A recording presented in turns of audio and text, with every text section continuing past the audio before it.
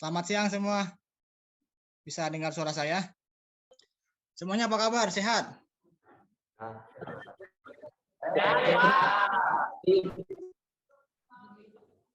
Oke, kalau semisal sehat, kita bertemu lagi di pertemuan kali ini karena kebetulan lagi COVID.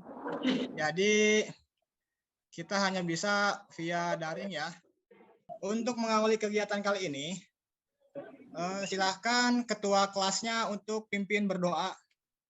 Tepatnya mungkin Ridwan, silakan Ridwan pimpin untuk berdoa. Belum kegiatan hari ini kita berdoa. Baik, untuk mengawali kegiatan hari ini, untuk meningkatkan rasa nasionalis kita, silahkan kalian untuk berdiri. Pancasila, ayo maju, ayo maju, maju, ayo maju, maju. Ya, selesai. Silahkan kalian duduk kembali. Sebelum kita masuk ke materi, saya absen terlebih dahulu. Angga Irawan. Hadir, Pak. Ridwan Prayoga. Hadir. Rizky Syawaludin. Hadir, Pak. Di sini ada motivasi untuk kalian. Di mana di sini dikatakan, barang siapa belum merasakan pahitnya belajar, walaupun sebentar, maka akan merasakan hinanya kebutuhan sepanjang hidupnya. Baik, kita lanjutkan. Ada pertanyaan pemantik. Dalam pengelasan busur manual, bahan tambah apa yang digunakan? Elektroda, Pak. Elektroda. Oke. Bagaimana cara membedakan antara jenis-jenis elektroda yang dipakai? Didasarkan pada kode di elektroda, Pak. Apa akibat jika kita menggunakan elektroda khusus filler, misalnya N6013, tapi digunakan untuk root atau penembusan? Mungkin Angga bisa jawab. Bisa, Pak. Hasilnya tidak akan tembus. Karena tipikal dari elektroda filler tembusannya dangkal. Di sini ada capaian pembelajaran atau CP, di mana pada akhir fase F, kalian diharapkan mampu mengidentifikasi terutama di elektroda SMAW, di mana tujuan pembelajarannya ini yaitu kalian harus bisa mengidentifikasi elektroda pada pengelasan busur manual. Lalu untuk aspek penilaiannya, untuk aspek pengetahuannya, saya ambil dari tes formatif nanti di akhir kegiatan. Silakan kalian amati gambar di bawah ini. Sedang mengelas. Pakai bahan tambah apa ini? Pakai elektroda. Oke, kita lanjutkan. Perhatikan gambar di bawah ini. Ada pertanyaan nggak terkait gambar yang di sini? Dari kelompok 3 mau bertanya, Pak. Silakan kelompok 3. Apa yang menyebabkan elektroda rusak, terutama selaput yang terkelupas? Elektroda rusak atau selaput terkelupas karena penanganan elektroda yang salah dan pada saat pemakaiannya elektroda dibengkokkan atau dibenturkan dan atau terbentur, Pak. Pak, saya mau bertanya, Pak. Nah, ya apa? Silakan. Apa fungsi dari plug selaput itu? Saya, Pak. Ya, apa? Fungsi dari flux. Flux berfungsi untuk penstabil busur, pelindung Ya. pada saat proses pengelasan, penghasil Ya. kerak, dan isolator. Kalau 3 bertanya, Pak. Ada, Pak. Ya, silakan kelompok 3. Seandainya selaput tidak ada pada elektroda, apakah elektroda tersebut masih bisa dipakai? Oke, jadi gini, kalau semisal elektroda tidak ada selaputnya, idealnya itu langsung dibuang. Karena jika selaputnya di ujung yang tidak ada, itu masih bisa dipakai. Tapi kalau di bagian tengah ini, nah pada bagian yang tidak ada selaputnya itu harus dibuang terlebih dahulu. Di sini ada bagian-bagian elektroda. Ada selaput, lalu ada kawat inti elektroda. Maka semakin besar diameter elektroda, semakin panjang pula elektroda yang digunakan. Seperti itu. Di sini ada proses pengelasan. Ada elektroda, ada benda kerja. Jadi antara elektroda dan benda kerja ini dialiri oleh arus listrik. Elektroda itu menghasilkan busur listrik, menghasilkan terak, dan juga menghasilkan selubung gas yang berpadu dengan logam belasan. Seperti itu. Silahkan kalian amati videonya. Nanti di akhir berikan kesimpulan terkait dengan video yang kalian amati. Assalamualaikum warahmatullahi wabarakatuh.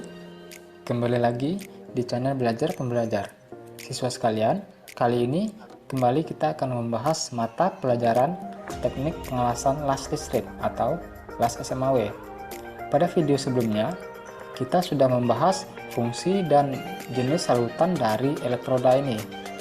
Pada video kali ini, kita akan lanjut membahas kode dan penggunaan elektroda las SMAW. Nah, bisa siswa sekalian lihat, ini merupakan kode yang tertera pada elektroda las SMAW, yang mana setiap huruf dan angka pada kode ini memiliki arti tersendiri. Elektroda paduan. Kita lanjutkan sedikit. Ini ada penyimpanan elektroda. Jadi siswa sekalian, kita harus menjaga jangan sampai elektroda kita lembab, karena kalau seandainya lembab maka nanti akan susah pada penyalaan busur las listrik serta akan terjadi nanti cacat las seperti itu. Nah, untuk itu yang pertama kita harus menyimpan elektroda pada tempat yang kering dengan kemasan yang masih tertutup. Yang kedua, jangan disimpan langsung pada lantai. Yang ketiga, hindarkan dari benda-benda lain yang memungkinkan terjadinya kelembapan. Dan yang terakhir, temperatur ruangan penyimpanan sebaiknya sekitar 5 derajat Celcius di atas temperatur rata-rata udara luar. Nah, rata-rata udara luar itu temperaturnya adalah 28 sampai 30. Berarti sekitar di temperatur 35 derajat Celcius. Temperatur ruang penyimpanan elektroda kita seperti itu. Itulah tadi pembahasan kita tentang kode elektroda las SMAW. Semoga siswa sekalian paham dan akan kita lanjutkan di pertemuan berikutnya. Saya akhiri. Assalamualaikum warahmatullahi wabarakatuh. Ada yang bisa memberikan kesimpulan terkait dengan video ini? Elektroda E6013 sering disebut elektroda rutil. Elektroda E7016 sering disebut elektroda low hidrogen. Dari kelompok lain ada yang bisa memberikan kesimpulan? Kelompok berapa? Elektroda dalam proses pengelasan busur manual SMAW tidak hanya terbatas pada pengelasan baja karbon, melainkan bisa dipakai untuk mengelas. Semakin besar angka pertama pada kodifikasi elektroda, semakin besar kekuatan tarik yang dihasilkan dari hasil pengelasan elektroda tersebut. Semisal kalian merasa kurang materinya, silakan kalian unduh di Google Drive ini. Linknya akan saya share via WA Group. Nah, bisa. Nah, itu udah saya share linknya. Oke, sejauh ini ada yang mau ditanyakan? Kalian mau bertanya atau saya yang bertanya? Selanjutnya, saya akan bagikan kelompok. Nanti kalian diskusi terkait dengan LKPD yang akan saya berikan. Di sini ada LKPD. LKPD-nya saya akan share via untuk lebih mempermudah kalian, saya akan share file LKPD-nya di WA Group ini. Itu LKPD-nya. Di sini ada LKPD. Silakan kalian tulis di kertas lembar. Tugasnya itu amati dan carilah karakteristik, kodifikasi, penggunaan, serta penyimpanan dari elektroda E6013, E7016, E7018, atau E6010. Lalu tuliskan hasil pengamatan dan pencarian referensi yang kalian cari tadi dan diskusikan beserta kelompok Anda. Lalu jawabannya bisa tulis pada tabel di bawah. Sok diskusi, kerjain LKPD-nya, diskusi dengan teman kalian. Nanti di akhir kita presentasikan.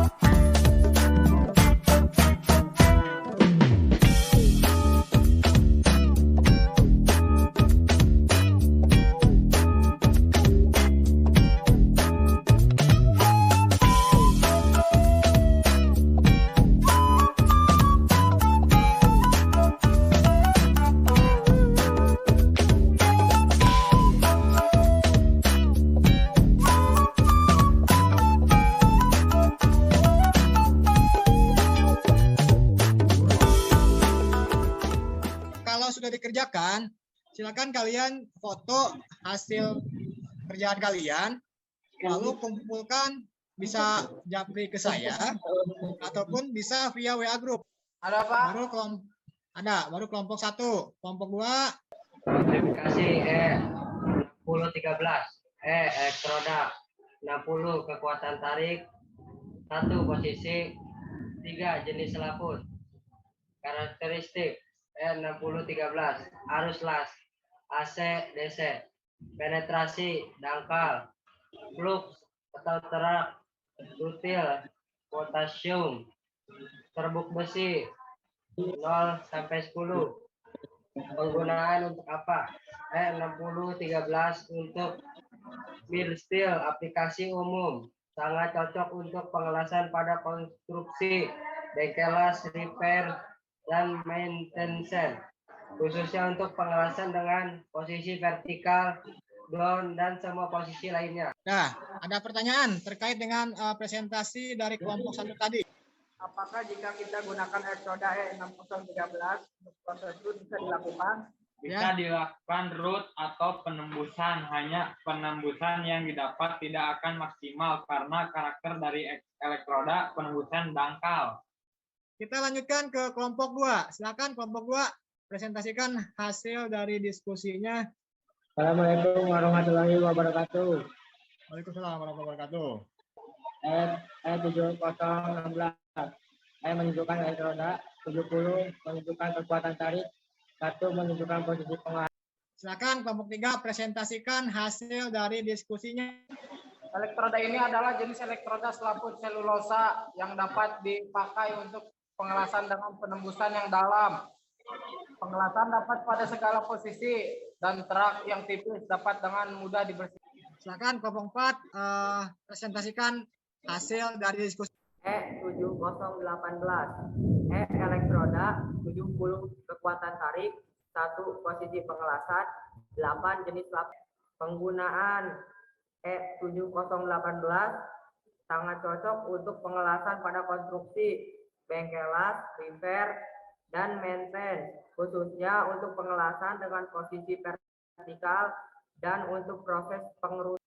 Kesimpulan dari pembelajaran hari ini, saat kita mengelas, alangkah baiknya kita perhatikan dulu kodifikasi elektroda yang dipakai. Hal tersebut sangat berdampak pada hasil pengelasannya. Di sini ada tes formatif. Silakan kalian kerjakan tes formatif ini.